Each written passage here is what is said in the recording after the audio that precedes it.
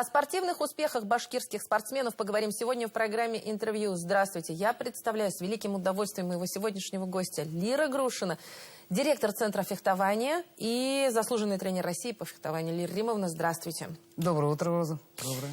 Лира Римовна, я знаю, что у вас был очень насыщенный февраль, потому что больше недели продолжались соревнования российского уровня. В столице Башкортостана принимало первенство. Центру фехтования, что вполне логично, наверное, доверили такие серьезные старты. Да, действительно, старт очень крупный в плане количества участников. 952 участника было по всем видам оружия. 43 региона. Это максимальный практически состав, потому что у нас, допустим, юноши до 15 и кадеты до 18 – это самый многочисленный состав ребят. Потом, сами понимаете, к юниорам, к взрослым немножко уменьшение происходит. Прошло достаточно успешно. Для нас это, скажем так, не совсем ожиданно, но в медалях планировали. Но 2 золотые медали рапира мужская – это великолепный результат. Что в личных, что в команде были интригующие встречи. В личных Сулейман проиграл за первое место 9-14, вырвал победу 15-14. И за бой до этого заход 4 проиграл петербургскую 12-14. Вырвал победу 15-14. То есть такой интересный сюжет произошел в личных. Но и в команде не менее интересный произошел сюжет. Это встреча с белорусами, когда мы проиграли 12 уколов. Сулейман вытащил, опять спасибо, 11 уколов нанес, сократил разрыв. И за первое место мы с Питером опять 10 уколов проигрываем. И тем не менее ребята потихоньку по 2-3 укола отыгрывали. И в конце Сулейман с лидером российского фехтования с Илиным. Кстати, отметила бы я, что сборная Санкт-Петербурга состояла из сборной России. Потому что все эти 3 парня отобрались на первенство мира. То есть мы фехтовали со сборной России, сборной Башкортостана. И Сулейман опять подцепился 39-38, мы проигрывали.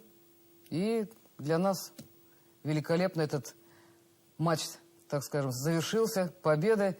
Все были довольны, кроме Питера, конечно же. Вот. Поэтому центр работает на все 100%.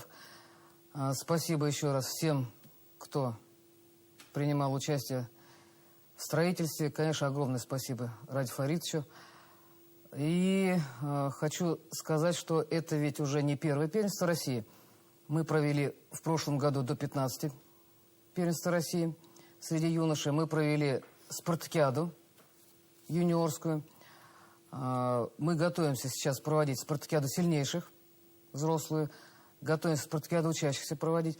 То есть мероприятия постоянно проходят на самом высоком уровне. Все тренеры, участники, все довольны центром, всем очень нравится. Он уютный, удобный, то есть все комфортно. Поэтому я с огромным удовольствием всех приглашаю. Приходите в гости. Лира Римовна, вот вы сейчас говорили о новом герое башкирского фехтования Сулейман. Так вы фамилию скажите. Хамитов. Сулейман Хамитов. Вот, то есть это последователь, тот, кто будет нести славу башкирского фехтования на весь мир по следам Руслана Насибуллина, Реналя Ганеева, поможет Тимуру Сафину, да, видимо?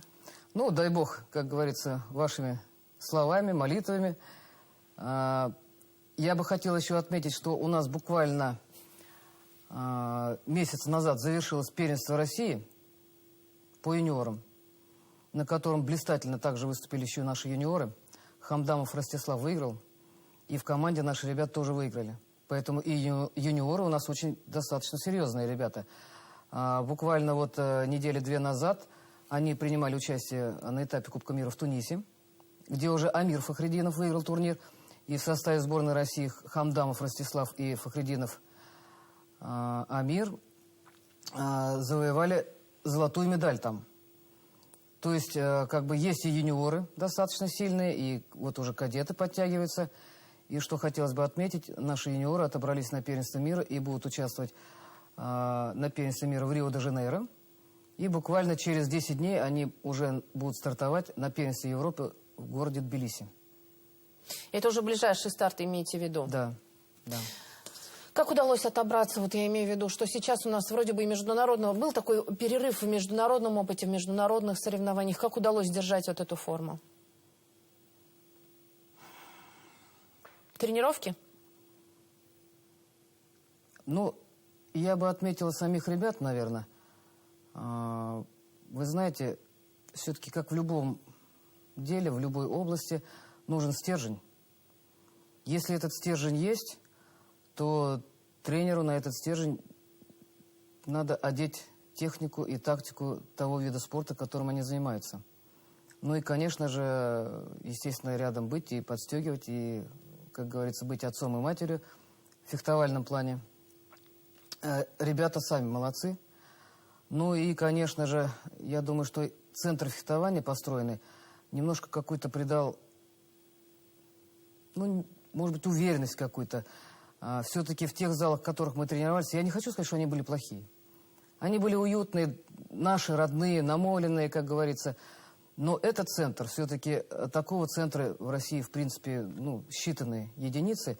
И даже такого уровня, наверное, я бы сказал, что нет. И ребята туда приходят. Есть и тренажерка, и восстановительный центр, и конференц-зал, где можно видео теории проводить. То есть все создано для ребят. Раздевалки комфортные, душевые комфортные. То есть, конечно же, в таком центре одно удовольствие тренироваться. Мне кажется, вот это вот все равно какое-то свое сыграло. Стало больше людей приходить, детей, я имею в виду, на фехтование? Я думаю, что да. Я думаю, что да. Статистики у меня такой вот как бы... вот я конкретно по центру брала, по Ленинскому району. Там да, однозначно. Вот еще со школы надо посмотреть цифры. Сейчас у нас рядом 163-я школа, насколько я, если я не ошибаюсь, открылась. Мы уже напрямую с ней завязали контакты. То есть школа достаточно большая, там есть 2 спортивных зала, на которых, на этих площадках мы планируем делать набор детей. И я думаю, что еще достаточное количество детей будет заниматься фехтованием у нас. Лера Римовна, я знаю, что центр фехтования уже у него календарь расписан задолго вперед. Какие еще мероприятия ожидать? Чтобы пришли зрители. Потому что мало кто знает, что фехтование – это суперзрелищный вид спорта. И за ним очень интересно наблюдать. Ну, давайте начнем, наверное, с детских соревнований. Вот у нас буквально 23 февраля будут соревнования, посвященные этому празднику. Это одни из интереснейших соревнований командных, на котором фехтуют ребята 13-15 лет. По старой системе еще, то есть она очень интересная тоже по-своему, не буду вдаваться в подробности. Командное соревнование особый такой вот дух несет. Даже фехтовальщики так говорят, личные соревнования и командные – это отдельно взятые вообще соревнования. То есть в личных он для себя старается, для тренера, да, для родителей, может быть. А в команде они все втроем, вчетвером трудятся на одну победу. И эмоции там, и вот именно вклад такой эмоциональный, там, конечно, больше. Поэтому вот я приглашаю посмотреть эти соревнования. Это буквально вот 22-23. Дальше у нас в марте будет первенство ПФО по всем возрастам. До 12, до 15, до 18, до 21, до 24 и взрослые. Это весь Приволжский федеральный округ к нам приезжает, собирается. Только мужская рапира, правда, но тем не менее, это достаточно интересный старт. Это в районе 20-х чисел марта. Также приглашаю посмотреть. Ну и, конечно же, это и чемпионат Башкирии будет, и первенство Башкирии до 24 лет, и до 12 лет. У нас, то есть апрель-май у нас тоже расписаны. Поэтому я даже, наверное, вам предложу заходить к нам на сайт, потому что анонс мероприятия у нас там расписывается, и всегда ждем вас. Лера Римовна, мы с вами очень часто говорим о том, что вот раперисты, но у нас же и шпажисты тоже, у них есть успехи. Да, действительно, я прошу прощения, немножко вот мы как-то зациклились на победах рапирных. Среди шпажистов у нас Лев Изергин отбирался, был и в призах на турнирах. Если бы он на первенстве России достаточно высоко выступил сейчас, он бы был в команде. Но немножко не хватило. У нас Таисия Ларькина отобралась на первенство мира среди юниоров.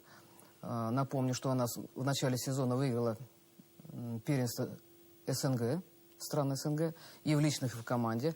Это очень перспективная девочка, которая имеет свой незаурядный характер, она очень нацеленная. К ней же в команде Захарова Арина, которая в прошлом году уже была участницей первенства Европы. Хайрединова Полина, которая уже по взрослым выступает. Напомню, что она была и победительницей первенства мира в личных и в команде. Поэтому среди шпажистов, конечно же, у нас тоже достаточно сильные девочки и ребята, которые претендуют на самые высокие места. Лира Римовна, ведется ли набор? Вот вы уже сказали о том, что вы будете сотрудничать со школой, со средней школой, которая находится неподалеку от центра. Но вот наверняка среди наших телезрителей найдется хотя бы один человек, это точно, который вот скажет, вот я хочу своего ребенка отдать в фехтование, памятуя о том, что у нас действительно очень серьезные награды, очень серьезная история башкирского фехтования. Куда привести ребенка? Ну, изначально можно обратиться в центр, прийти, если даже, скажем, географически удобно это. Там все расскажут. А вообще администрация школы у нас находится на Комсомольской, 79. На сайте школы и Федерации фехтования у нас расписаны все документы, которые они непосредственно должны с собой принести. Они могут дома распечатать, заполнить, могут прямо в школе. Им там могут распечатать, они могут заполнить. То есть там есть ряд документов, которые надо сделать. Поэтому самый короткий путь, это, конечно, Комсомольская, 79. Там администрация. И они дадут расписание тренеров. Ну и там уже подскажут, где, может быть, географически, в районе, в каком удобнее можно. У нас есть с вами Акбузат, там занимается на Комсомольской, 79, как я уже говорила. У нас есть спортивный интернат, вернее, интернат спортивного профиля, скажем так, да, зал. Это на Чкалова, 110. У нас есть ГАО ЦСП Баталовой на Султанова, 24. То есть вот это основные залы, ну, центр фехтования, естественно. Это основные залы, где у нас ведется набор. Лира Римовна, спасибо огромное, что, несмотря на всю занятость, несмотря на то, что плотный календарь, еще и тут тренировки за тренировками, и чувствуется, что на соревнованиях вам по голосу пришлось немного покричать, да, покомандовать, но без этого никак. Было такое, да. Вот. Вы нашли время, пришли, пообщались с нами, рассказали о наших победах, о победах наших башкирских спортсменов и о том, что наши дети, которые сейчас смотрят телевизор, тоже могут стать авторами таких успехов. Спасибо огромное. Вам спасибо огромное. Желаю всем здоровья, весны хорошей. Дай бог настроения всем весеннего. Спасибо. Спасибо огромное. Это была программа «Интервью». На наши вопросы ответила Лира Грушина. Это директор Центра фехтования, заслуженный тренер России. Спасибо, что были с нами.